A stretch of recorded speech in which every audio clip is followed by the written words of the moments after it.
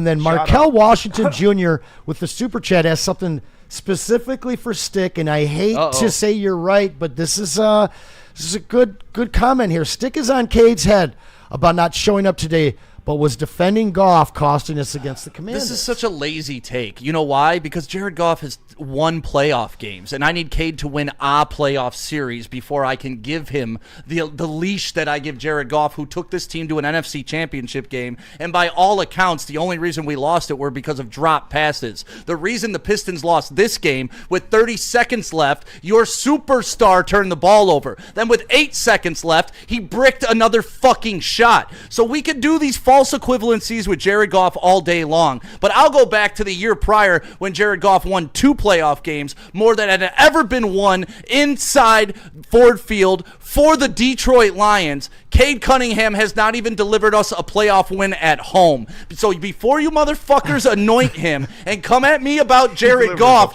Jared Goff has won something in a uniform. He's moved on from rounds. He's earned a first-round bye. He's carried a 15-2 team without a defense. He's been in the top 5 MVP conversation. So you lazy motherfuckers who want to hold different things for Cade and Jared Goff, I will give you this. They both fucked up this year. But I can tell you this, Jared Goff took the fucking Lions further than Cade Cunningham has ever taken the Pistons. And the Pistons have, as a franchise, won 3 championships. The Lions haven't even fucking sniffed one, and Jared Goff has given you the closest opportunity you've ever had to even talking Super Bowl. So I don't want to hear it anymore. Cade Cunningham needs to win one goddamn series before I call him a superstar, an MVP candidate, all-world, all-pro, can do no fucking wrong. I was told, to quote Neil Rule, when he was the number 1 pick, that he was going to lead this franchise. So far, the only note on Cade Cunningham's fucking resume is he led the Pistons to the worst franchise record and the longest winning streak they've ever had.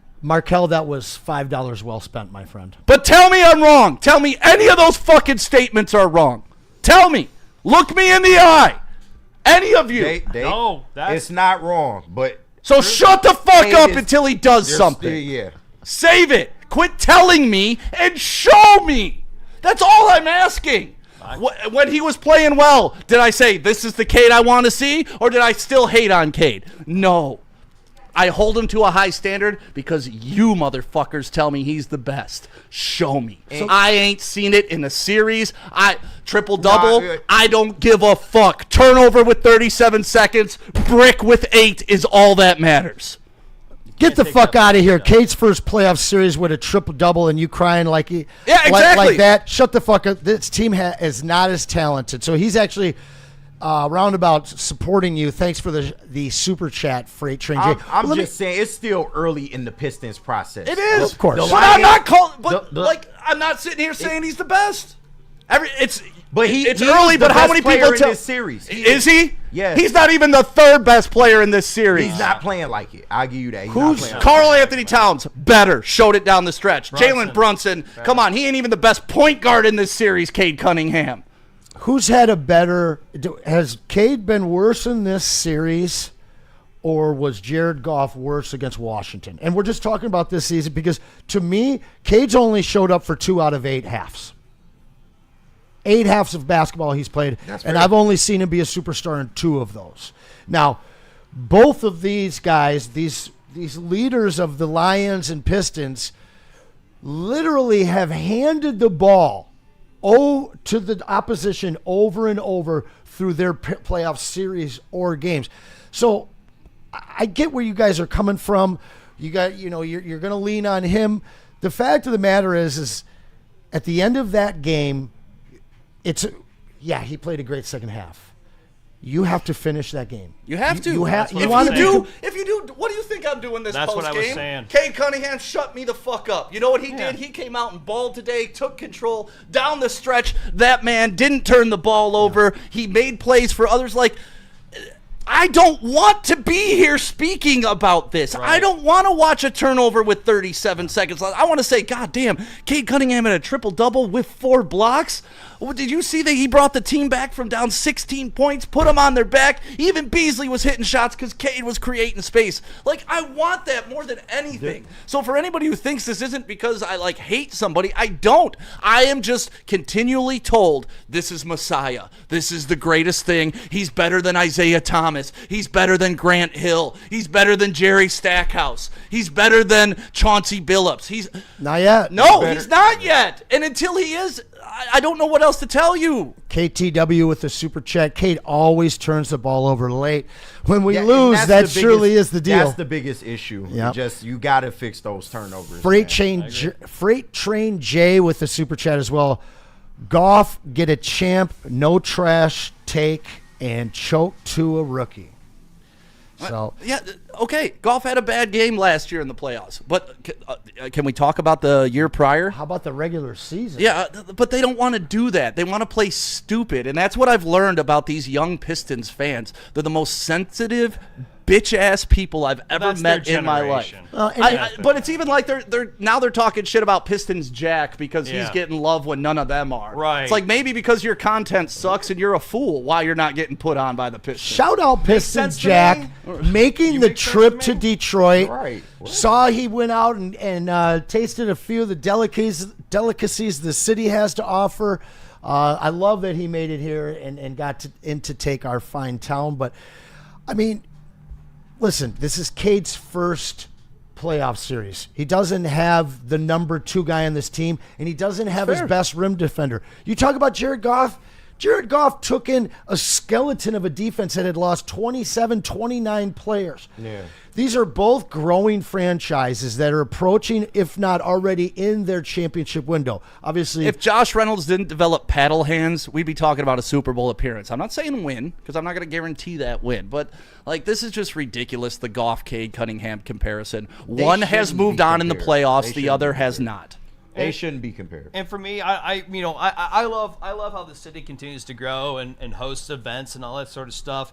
And I said that when Detroit got that Final Four, which is coming up in 2027, I said, well, this is going to be perfect because the Pistons are going to be considered an NBA title run team because they'll have that extra 2. You're taking a step back today, man. You got to be ready for 2027 when you're going to have a spectacular March, and then your Tigers team is probably going to be in the World Series going into April, and then you're going into the April of the NBA playoffs. You're going to have to get this right in 2 years. 2027 should be the Pistons' year.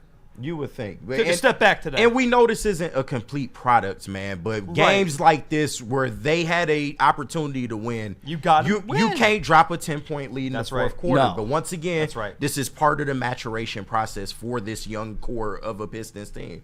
So, man, but one of the other things is I know that you said that you liked Cade's shot there. Yeah. You still can't make that shot when you have no shot clock and the game's on the line with But 8.1 to go. You got to you make it with shoot like it 2 a to little go. bit early. Right. That way, if Just you in case miss, of a you rebound, can get the But that's putback. with I have free. no But Tobias couldn't come I down have with no the problem board. with the 8 seconds I on the do. shot clock. I I have a do. problem with clanking it off the back. I of the do rim. too. Like, I do too. But I'm especially saying especially when you're taking a make them, you don't 15-footer. sometimes. Like especially, that, he's but been- Anson he had brought been it up. making that shot. Anson brought it up. You're down 1. You don't need a 15-foot fadeaway. You I need to agree. get to the lane, That's the force last some thing you need. contact, get to the line. I think that's his spot, though. But, That's I one hear of you. his yeah, but spots. you're talking about a long rebound from an 18-foot Right, jumper. right. Fair, You get to fair. the rim, you get a chance for a putback. Now, we got lucky that we even had a chance to have a possible foul to end the game. Right. The fact is that was a terrible play call by JB. JB's play calls and just his X's and O's in the last minute of that game, it's like there wasn't a coach on the sideline. Why the hell did you even take a timeout if that's what you're going to come out of the break with? You said it earlier, street ball. You said it in the second quarter. Well, I told you guys exactly what was going to happen. It would be Cade at the top, one-on-one ball. Yeah. That's not what got us into this game. Right. It was passing the rock, finding the open shooter, and going to the basket and getting your buckets at the free throw line. You said it looked like a game at the YMCA. That's exactly what you said. And you were right. We gotta get to some of the super chats. Devin, shout out to Brunson. He's so tough. Sheesh. That's true. Ray H. He's right about Cade, one of the few who are calling it like it is. It has to be 4 quarters without turnovers and inconsistency. 100%. Thank you, and that's what I said. He's a star. He's not a superstar. Right. Stars can have flashes of brilliance, right? Yeah. Superstars do it at a consistent level and won't back down. This watch party crew is all fair weather fans, according to Sawston. Go check the resume, asshole. Freight Train J, where's the black host? They know ball. KG, we need a black guy. KG, apparently you're not black enough for this guy. Silly as hell. And I'm just reading the comments. Yeah, no, that's crazy. But